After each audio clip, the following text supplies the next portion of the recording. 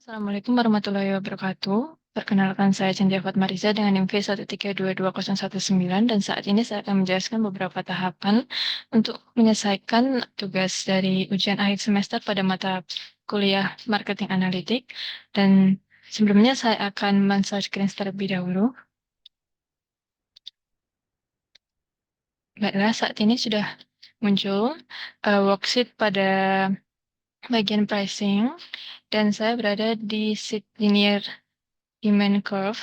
Untuk pertama-tama, saya akan mengeblok bagian price dengan demand, kemudian menginsert untuk bagian sketcher, dan di switch pada bagian ini. Selanjutnya, edit trend line. Setelah di add trend line, pada bagian format trend line ini, ditambahkan pada atau dicentang checklist di display equation on chart, dan akan memunculkan variabel sebagai berikut ini. Selanjutnya, mengisi pada bagian demand yang kosong, sama dengan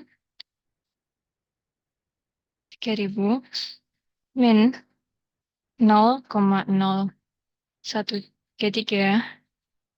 dikali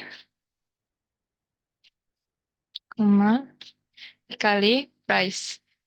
Oke. Nah, hasilnya sebesar 965. Dan kemudian saya akan pergi ke sheet selanjutnya, yaitu power demand curve.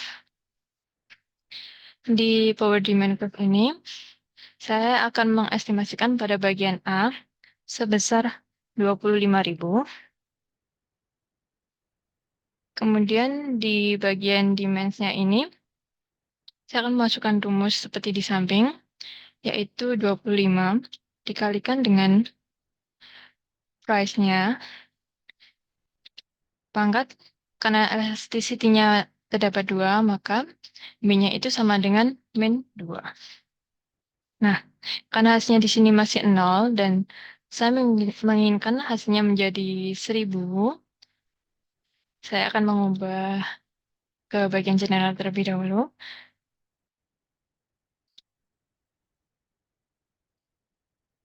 Oke.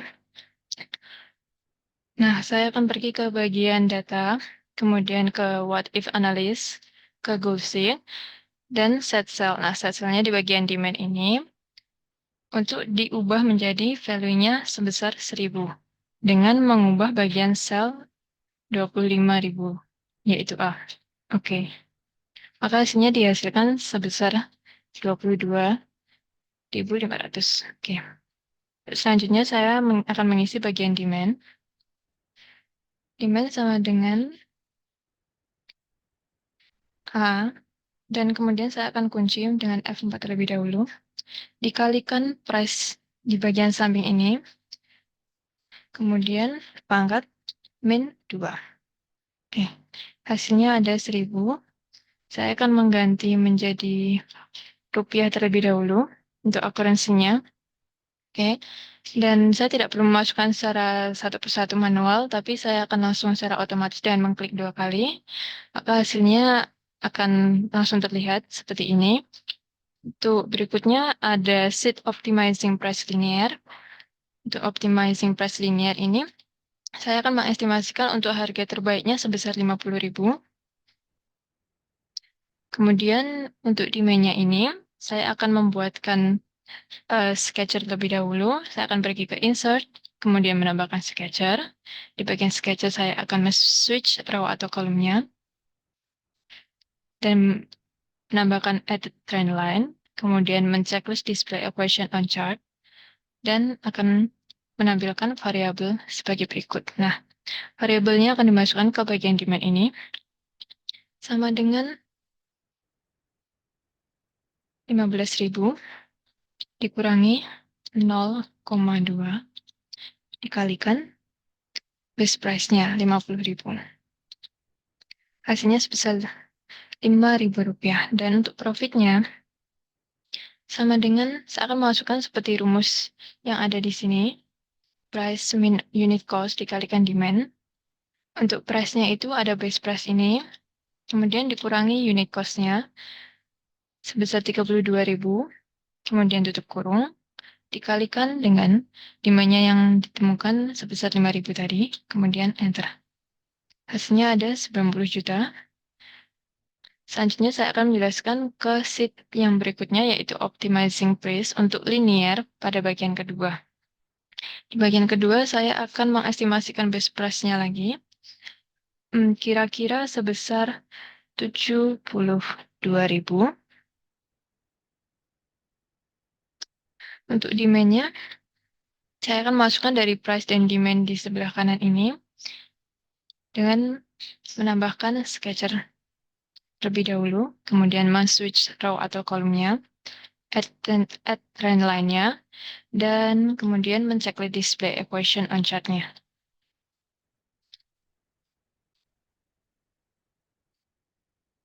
Variabelnya sudah terlihat dengan jelas. Kemudian demand-nya akan dimasukkan seperti rumus pada optimizing price linear yang sebelumnya, yaitu 15.000. Kemudian dikurangi 0,0085 dikalikan dengan base price-nya. Didapatkan hasil sebesar 14.388. Kemudian saya akan mengerjakan untuk total profit-nya. Untuk total profit-nya saya akan menyesuaikan dengan rumus yang berada di samping ini. Ada price dikurangi unit cost, base price-nya dikurangi unit cost. Untuk unit cost-nya itu khusus printer ini. Kemudian tutup kurung dikalikan dengan demand sebesar 14.388 tadi. Kemudian tutup kurung ditambah buka kurung, demand-nya lagi. Demand. Kemudian dikalikan cartridge per printer yang 6. Kemudian dikalikan lagi pada profit per cartridge sebesar 195.000 ini. Tutup kurung dan kemudian enter. Hasilnya sudah nampak. Dan selanjutnya saya akan menjelaskan pada bagian yang terakhir di worksheet pricing ini ada optimizing price polynomial. Di sini saya akan membuat sketchernya terlebih dahulu di bagian price dan demand. Oke. Chartnya tidak perlu saya switch karena saya akan menambahkan add trend line-nya ini dengan bentuk polinomial sebagai berikut ini. Kemudian tidak lupa untuk men-checklist display equation on chart untuk bisa tahu variabel yang akan dijadikan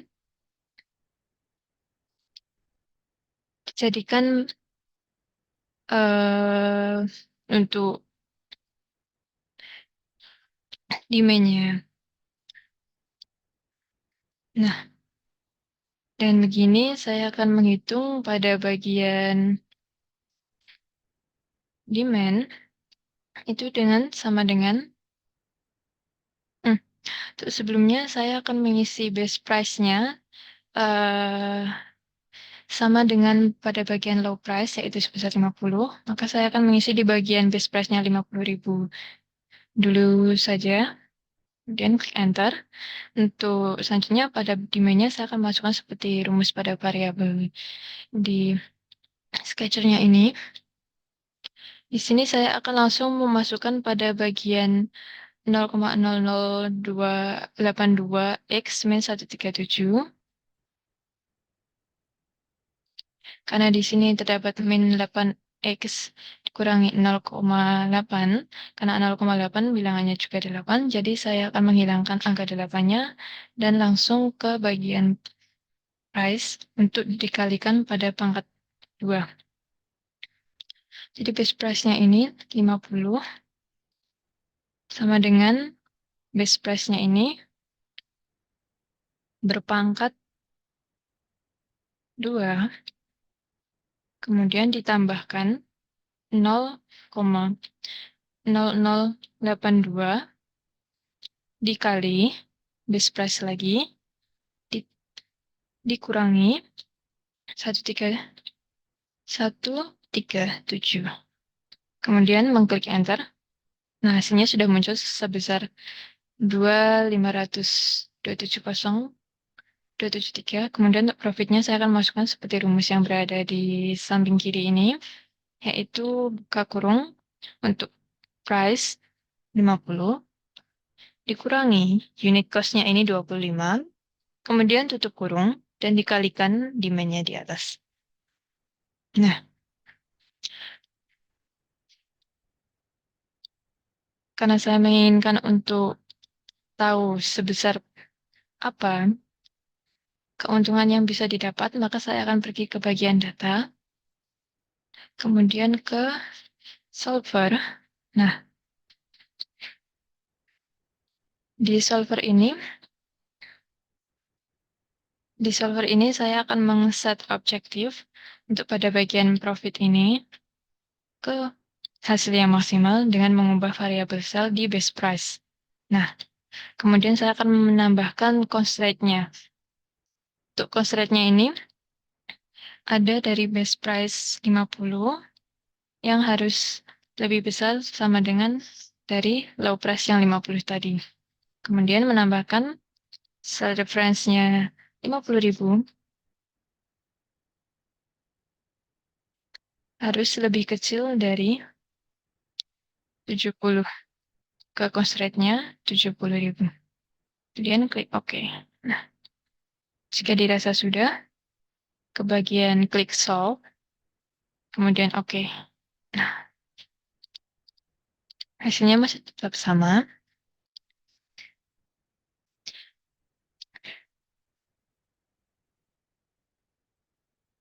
Oke.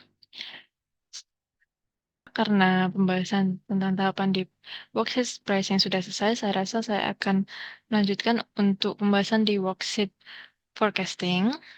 Nah, di worksheet forecasting ini sudah terlihat beberapa sheet, dan yang paling awal ini ada tabel soal. Di tabel soal ini nanti akan diisikan beberapa hasil dari sheet yang akan saya jelaskan. Nah, untuk yang pertama ini ada simple average.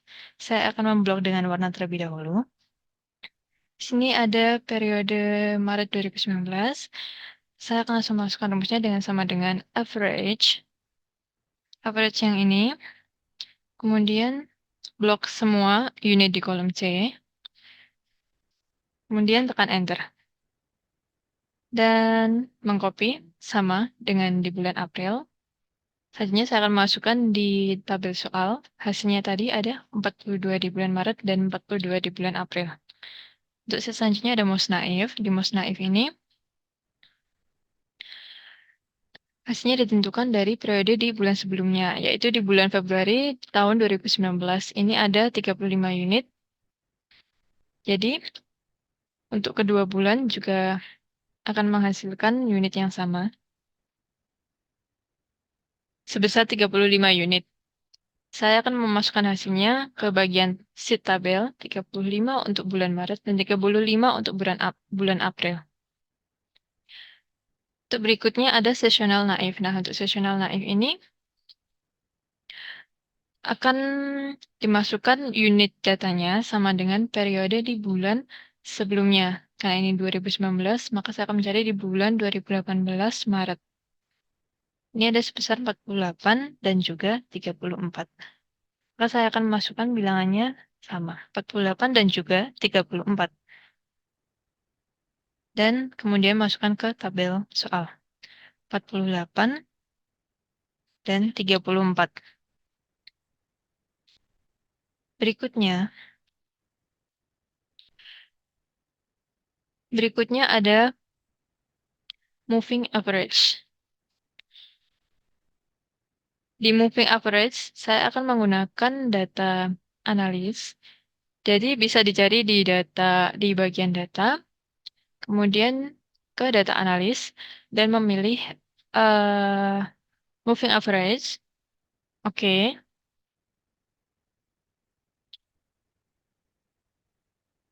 Intervalnya diisi 3 karena standarnya 3.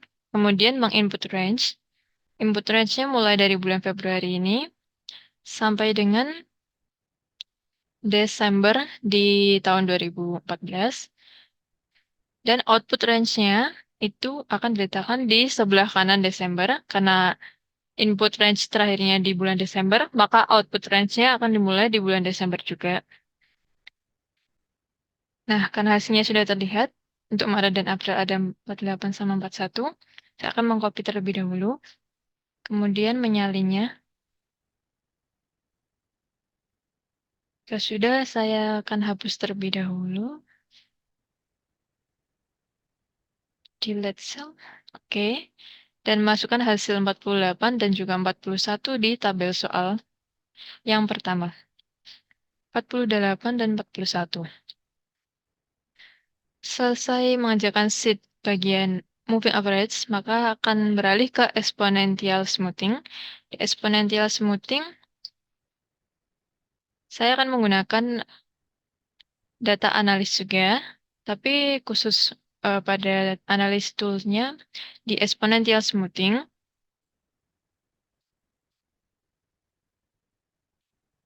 Exponential ini output, saya akan masukkan input range-nya dulu.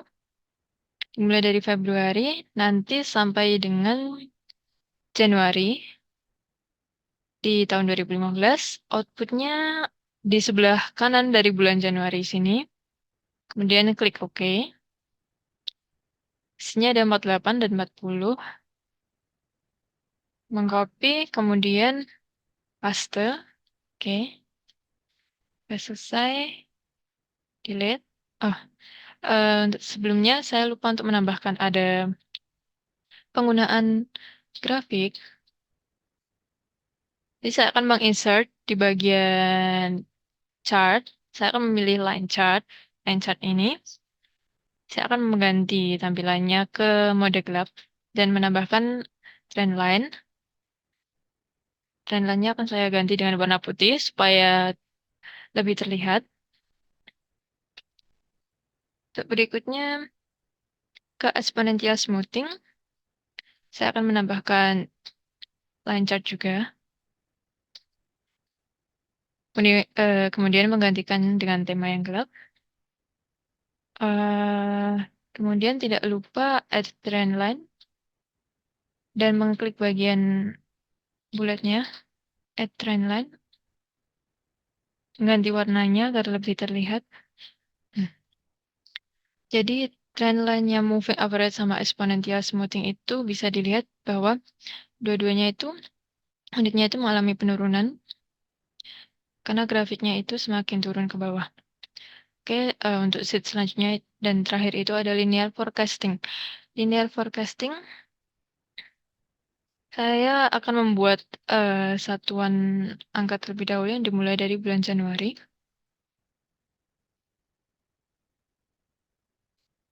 Kemudian saya akan langsung mengisi otomatis sampai ke bulan April 2019. Jika sudah selesai, saya akan langsung masukkan rumusnya sama dengan forecast linear. Forecast linear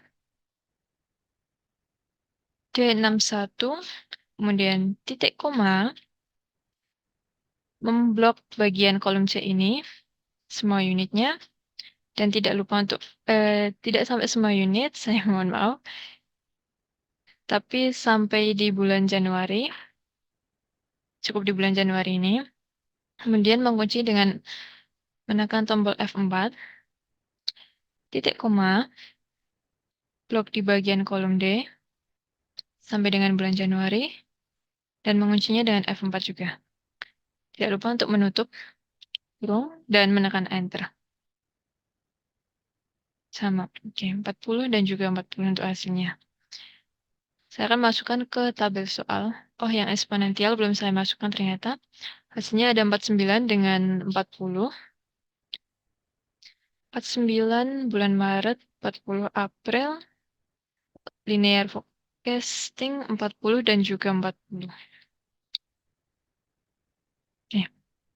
Saya rasa untuk pembahasan mengenai tahapan di worksheet forecasting sudah selesai dan akan beralih ke worksheet yang terakhir itu ada conjoint analysis menggunakan SPSS. Saya akan beralih ke worksheet joint analysis. Nah, sekarang sudah terlihat di sheet level di worksheet joint analysis ada merek warna transmisi di tabel kolom A. Dan saya akan menggunakan IBM SPSS terlebih dahulu. Saya akan membukanya.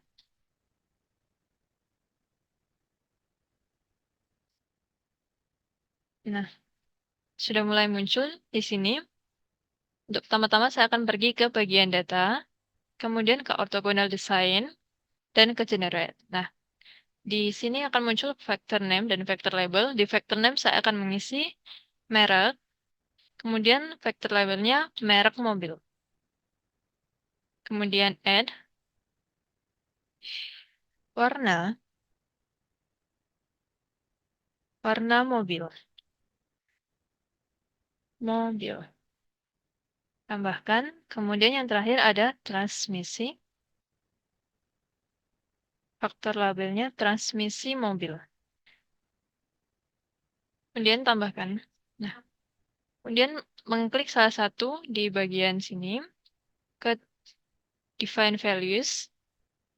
Untuk values-nya diisi 1, 2, 3, menyesuaikan dengan isi di tabel Excel-nya, di worksheet Excel Conjoint Analysis. Di label yang pertama itu ada Avanza Veloz.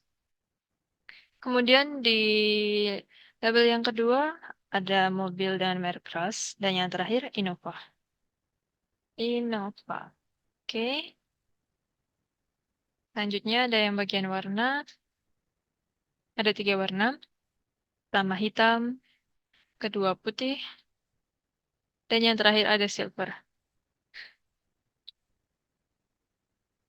Dan define values yang terakhir ada transmisi. Transmisinya ada 2. Itu untuk mobil yang manual dan mobil matic. Jika sudah, di data file, pilih bagian create new data file. Kemudian pilih tempat penyimpanannya. Di sini sudah di conjoint analysis. Kemudian saya akan memberikan nama data mobil. Save. Jika sudah, tekan OK. Nah, akan muncul output dokumennya sebagai berikut. Warningnya, upload is successful, generate with 9 card. Oke, jika sudah, saya akan mencari data yang sudah tersimpan tadi di file conjoint analysis ini, di folder analysis. Saya akan membuka datanya. Nah, datanya sudah terlihat seperti berikut. Karena masih ada nilai desimal di bagian belakang, saya akan pergi ke variable view-nya, bagian desimal, dan menguranginya hingga sampai ke bilangan 0. Nah, hasilnya kan seperti ini. Kemudian saya akan memblok 3 bagian, merek, warna, dan transmisi. Kemudian mengcopy dan memindahkannya ke worksheet Excel. Saya akan menamai untuk tabel-tabelnya agar tahu di bagian mana harus mengisi rumus di worksheet stimuli. Nah, untuk worksheet stimuli ini, saya akan menggunakan rumus VLOOKUP. VLOOKUP, tinggal tekan Enter, kemudian kembali ke bagian level, sheet level lagi. Pilih yang nominal 3 di bagian tabel merek kolom E. Titik koma, tuliskan merek. Titik koma lagi, 2, titik koma, 0, kemudian tutup kurung. Hasilnya akan terlihat, nah, langsung terlihat. Tidak perlu diisikan secara manual, langsung klik 2 kali akan terisi secara otomatis. Begitu pula untuk tabel yang berikutnya itu akan diisi sama dengan rumus VLOOKUP. Ini untuk bagian yang warna 3, kemudian titik koma, warna, titik koma 2, titik koma 0, tutup kurung. Kembali ke bagian stimuli, klik 2 kali. Kemudian yang terakhir, untuk transmisinya. Titik koma,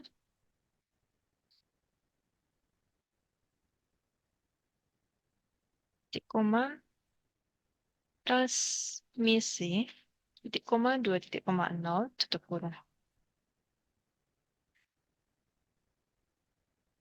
Ya, saya mengisinya salah. Saya akan mengulangi lagi dari awal. Sama dengan VLOOKUP. Oke. Kembali ke sheet level. Pilih angka 1. Titik koma bagian transmisi. Titik koma 2,0. Kemudian tutup kurung.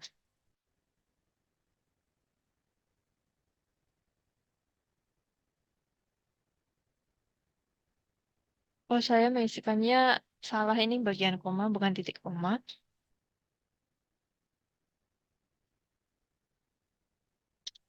Oke. Kemudian mengisi secara otomatis. Jika sudah, saya akan melihat bagian sheet questionnaire preferences ini. Saya akan coba mengcopy paste ke IBM SPSS di bagian responden, mulai dari responden di angka 1 ini hingga di paling ujung P9 di angka 3. Saya akan mengkopinya terlebih dahulu, kemudian membuka lembar baru di IBM SPSS. Nah, hasilnya sudah muncul. Saya akan mengubah untuk nama kolomnya di variable view. Yang pertama ada responden, kemudian P1, P2, P3, P4, P5, P6, P7, P8, dan yang terakhir ada P9. Jika sudah, saya akan menyimpan datanya terlebih dahulu di bagian file, kemudian save as. Saya akan menamai preferensi responden. Oke. Jika sudah, kemudian saya akan membuka di bagian file, kemudian new, dan memilih di bagian syntax. Nah, akan muncul syntax editor. Di sini saya akan mulai untuk mengcoding. Conjoin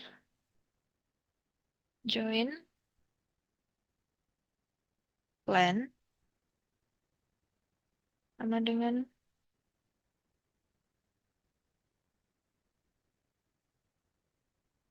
saya akan mencari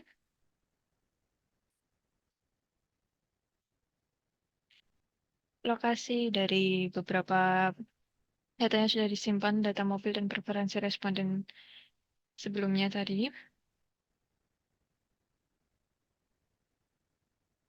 Properties, langsung mengcopy. Nah, kemudian garis miring nama filenya. Nama filenya akan saya simpan. Kemudian petik 1, file.sav.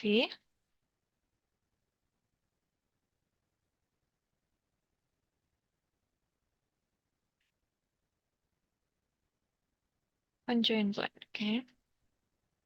Ini data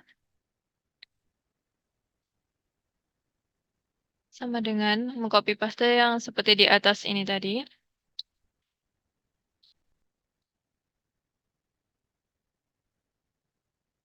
Mengganti namanya di file sini. Ada preferensi responden. Saya akan langsung mengcopy paste saja. Hmm.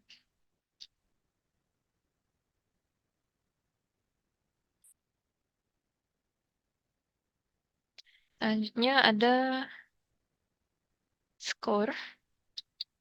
Tadi datanya yang mulai dari responden P1 sampai dengan P9.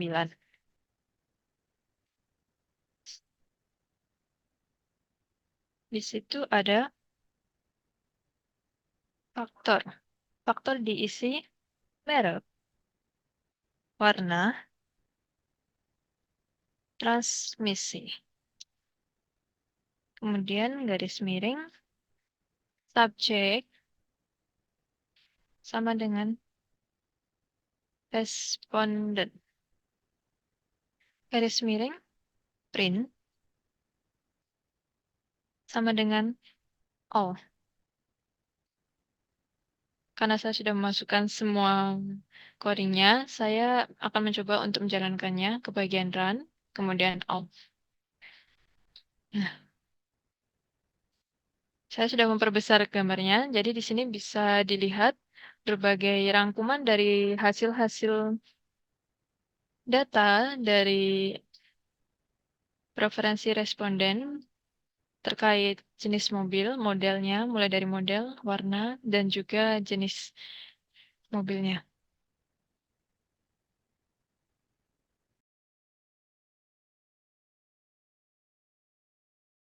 Hmm. Saya rasa sekian yang bisa saya jelaskan dari beberapa tahapan sebelumnya. Untuk kesalahan ataupun banyaknya kekurangan dalam penyampaiannya, mohon bisa dimaafkan. Sekian, wassalamualaikum warahmatullahi wabarakatuh.